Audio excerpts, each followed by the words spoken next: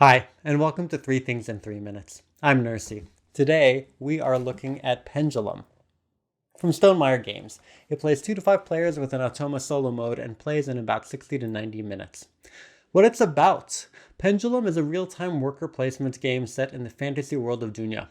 Now each player plays a noble trying to advance along 4 tracks. Players will place their workers on 3 sections of the board, each of which has its own sand timer and 2 rows of repeated potential actions. So with those actions you'll get resources, spend them to go up on the tracks, obtain provinces to increase your production, and then activate production.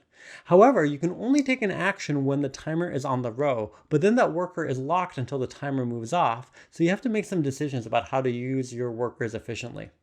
At the end of each round, there is a council phase where players, in the order of who got the most votes, will obtain bonuses for the next round. At the end of 4 rounds, the players who advance the most on their tracks wins. What I like. This game keeps the chaos you'd expect from a real-time game, but gives you some breathing room. Now, because all the players share the same timers, most of the time, everyone is waiting to move one of the timers to either take an action or to unlock their workers. And that means you can take some time to plan your next move, and there's even a little bit of strategy to having other players move the timers so you can focus on something else. And because the game unfolds in real time, it means that you actually have to understand the board's options at a quick glance. But luckily, the game has clear iconography and the actions aren't particularly complex. So if you learn the symbols before the game starts, it actually moves very quickly. And with everyone going simultaneously, the game's length doesn't vary much by player count.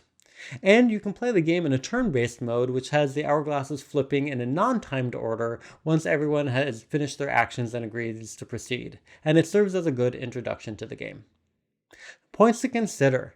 Now, some of the game's components do get in the way of the real-time chaos, like wobbly hourglasses that are prone to falling over, and those track markers that can be easily bumped, where dual-layered boards, for example, would have been more helpful. And the fantasy theme gets lost in the gameplay. Like similarly, the province cards all bear different names and artwork, but they really only come in a few different flavors that are otherwise basically interchangeable. And the non-timed option is really only best suited for learning the game, because really the point of this game is the real-time chaos. So once you take that out, the gameplay ends up being considerably less exciting.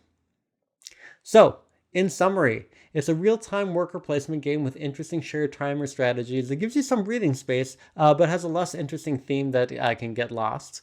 It has clear iconography that helps in the chaos, but some unstable components that aren't as helpful.